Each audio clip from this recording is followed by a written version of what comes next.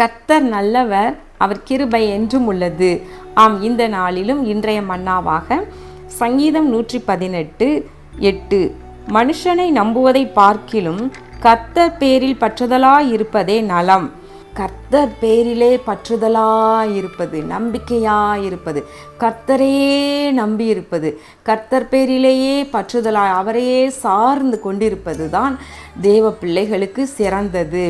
மனுஷனை நம்புவதை பார்க்கிலும் கர்த்தர் பேரில். அப்போ என்ன அர்த்தம்னா, மனுஷனை நம்பவே கூடாது அப்படின்னு சொல்லலை, மனுஷனை நம்புவதை பார்க்கிலும். இப்போ 100% ஒரு அப்படின்னு சொன்னால் அதில் ஒரு 60-70% மனுஷன் இவங்க இதை செய்வாங்க நம்புகிறேன், இந்த காரியத்தை இவங்க செய்ய முடியும், இவங்களை நான் நம்புகிறேன் அப்படின்னு சொல்கிறோம் இல்லையா, அதை போல். ஆனால் 100% நம்பிக்கை கர்த்தர் பேரில் நாம் வைக்க வேண்டும். அதற்கு முந்தின வசனம் பாருங்கள், எனக்கு அனுகூலம் பண்ணுகிறவர்கள் நடுவே கர்த்தர் என் பட்சத்தில் இருக்கிறார். அப்போ என்ன அர்த்தம்?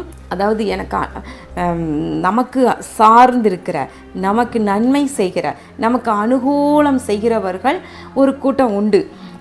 அப்படிப்பட்ட மனுஷர்கள் மத்தியில், அப்படிப்பட்ட ஜனத்திற்கு மத்தியில் கர்த்தர் நமது பட்சத்திலே இருக்கிறார் என்று வேதம் சொல்லுகின்றது. அப்போது நமக்கு அனுகூலம் பண்ணுகிற தேவ பிள்ளைகள், மனிதர்கள் என்று இந்த உலகத்தில் உண்டு. எல்லா மனுஷர்களுமே பொல்லாதவங்க கிடையாது, எல்லாருமே நமக்கு நம்பிக்கை துரோகம் பண்ண மாட்டாங்க.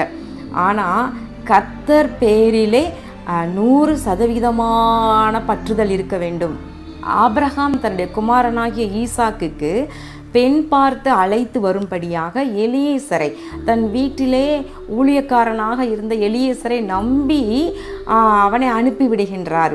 அவனோடு கூட உச்சிதமான பொருட்கள், அப்புறம் ஒட்டகங்கள் மேலே ஏற்றி வேலைக்காரிகளையும் அவனோடு கூட அனுப்பிவிடுகின்றார். பாருங்களேன், அந்த சிறு வயது முதல் எலியேசர் ஆபிரகாமுக்கு கீழேயே இருந்து வந்திருக்கிறார். அதான், பிள்ளை இல்லாது இருக்கிறேனே, எனக்கு என்ன செய்வீர், இந்த எலியேசர் உமக்கு முன்பாக இருக்கிறான் என்று ஆபிரகாம் ஒரு முறை ஆண்டவர்கிட்ட சொல்கிறார் பார்த்தீங்களா. அப்போ என்ன அர்த்தம்? எலியேசர் ஒரு பிள்ளையை போல் ஆபிரகாமுக்கு நம்பிக்கை உள்ளவனாக நடந்து கொண்டிருக்கிறார் என்று நம்ம பார்க்கலாம். உரியாவை பாருங்கள், தாவீதுக்கு உரியா அவன் கையிலேயே அவனை கொல்லும்படியாக தாவீது எழுதி கொடுத்து விடுகின்ற அந்த கடிதத்தை பிரிக்காமல் அப்படியே கொண்டு போய் அங்கே போய் படைத்தலைவனிடம் கொண்டு போய் கொடுக்கின்றார். பாருங்களேன், உரியாவுக்கு தாவீதுக்கு எப்படி ஒரு நம்பிக்கையான ஒரு ஊழியக்காரனாக, ஒரு போர் சேவகனாக இருந்திருக்கிறார். அப்போ மனுஷர்கள் நமக்கு நம்பிக்கைக்குரியவர்கள் ஆண்டவர் இருப்பாங்க. எல்லாரையும் நம்ம யாரையுமே நம்ப முடியாது நம்ம சொல்லக்கூடாது. நம்ம மனுஷர்களை நம்ம நம்பாமல் இருக்க முடியாது. 2 பேர் சேர்ந்து பார்ட்னர்ஸாக இருக்கிறாங்க, இன்னொருத்தரை நம்ப தான் வேண்டியிருக்குது. கணவன் மனைவியை நம்ப தான் வேண்டியிருக்கு, மனைவி கணவனை நம்ப தான் வேண்டியிருக்கு. பாருங்கள், அவள் புருஷனுடைய இருதயம் அவளை நம்பும் என்று எழுதியிருக்கிறது. ஆனால் என்னன்னா, மனுஷனை நம்புவதை பார்க்கிலும் கர்த்தர் பேரில் பற்றுதலாக இருப்பதே நலம். அவர் எலியேசர் எப்படி சொல்லி அனுப்பியிருப்பார்? கர்த்தர் என் மகனுக்கு வைத்திருக்கிற ஏற்ற துணையை எலியேசருக்கு காண்பிப்பார் என்று ஆபிரகாம் மனதில் நினைத்து ஒருவேளை ஜெபம் பண்ணியிருக்கலாம். அப்படி நினச்சி எலியேசர் அனுப்பி விடுகிறார். அப்போ ஒரு நம்பிக்கை, தேவன் பேரில் அதிகமான நம்பிக்கை. மனுஷரையும் நம்பாமல் நம்ம தள்ளிவிடக்கூடாது. பிரபுக்களை நம்புவதை பார்க்கிலும் கர்த்தர் பேரில் பற்றுதலாயிருப்பதே நலம் என்று சொல்லியிருக்கின்றது.